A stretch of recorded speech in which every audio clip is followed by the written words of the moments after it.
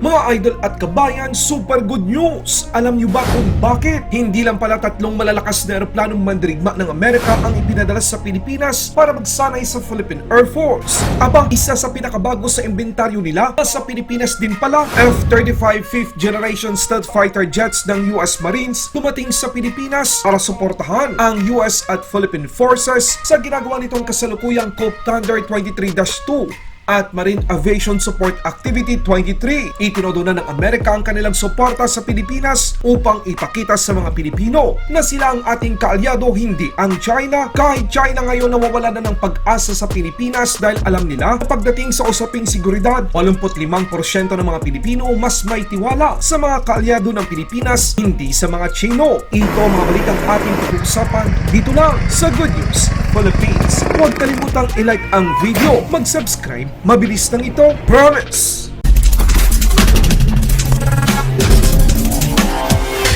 Grabe talaga ang Amerika ngayon pagdating sa suporta sa Pilipinas. Hindi katulad na dati puro F-16 lang ang nakikita nating katuwang ng Philippine Air Force pagdating sa magkasabay na pagsasanay para sa depensa ng Pilipinas. F-35, isang 5th generation stealth fighter jet ng Amerika dumating sa Pilipinas. Ngayon, halos lahat ng mga fighter aircraft ng Estados Unidos ay nakalapag na sa Pilipinas. Hindi lamang basta lumapag, ang mga ito ay nasa bansa para sa Cope Thunder 23-2, isang magkasanib na pagsasanay para sa depensa ng Pilipinas at Amerika. Gumawa na naman ng kasaysayan ang Marcos administration dahil sa napakaikling panahon, halos 5 mga bigating eroplanong mandirigma ng Amerika ang dumating sa bansa para ipakita na seryoso ang Amerika sa pagdepensa sa Pilipinas. Isa rin ito sa mga rason kung bakit nawawala ng pag-asa ang China na makuha ang tiwala ng mga Pilipino dahil sa kaliwat ka ng mga military exercise ng Pilipinas at Amerika. Simula sa Balikatan 2023, ang pinakamalaking military exercise sa kasaysayan ng US at Pilipinas, ang Cope Thunder 23-1, ang F-16 ng United States Air Force at FA-18 ng Pilipinas ay nagsagawa ng air combat mission. Ang Cope Thunder 23-2, dumating sa bansa ang F-22 Raptor, A-10 Warthog, FA-18 Hornet at maging ang F-35 5th generation stealth fighter jet ng Amerika kasama ang FA-15 ng Philippine Air Force para sa pinahusay na pagdepensa sa himpapawid ng Pilipinas. Ito pa ang Marine Avaition Support Acitvity 23, ang Philippine Marines at US Marines katuwang sa pagprotekta ng baybayin ng Pilipinas. At ngayon, nagsimula na rin ang exercise Lumbas 2023 sa pagitan ng Philippine Navy at Australian Navy. Sa katunayan, nasa bansa ngayon ang isang Anzac-class frigates ng Australian Navy at i-deploy naman ng Pilipinas ang BRP Conrado Yap PS-39 para sa nasabing pagsasanay. Hayag na mas pinili ng Marcos administration ang Amerika, Japan, Australia at iba pang mga like-minded countries na maging katuwang sa mga suliranin ng Pilipinas sa issue sa seguridad. Mas madali na makuha ng China ang gusto nila sa ating mga teritoryo kung nag-iisa lang tayo. Pero dahil sa pagdating ng mga bigating military assets ng Amerika sa Pilipinas, ito ay nagpapakita sa isang bansa tulad ng China na hindi nag-iisa ang Pilipinas para dumepensa.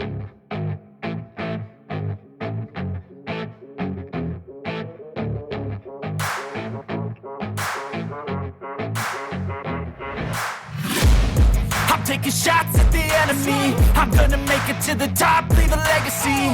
If I got something to say, you better let me speak. Turn it up a new degree, bitch, you ain't seen anything. I pop off with the new rock, electronic, blow the sonic roof up. I'm too honest when I take a few shots. They're too toxic, need to take a new song. And you cannot save me, 'cause I don't need saving. Maraming salamat ang tagahatid ng balita, Good News Philippines. Mabuhay ang mga Pilipino, mabuhay ang Pilipinas. Laban Pinas!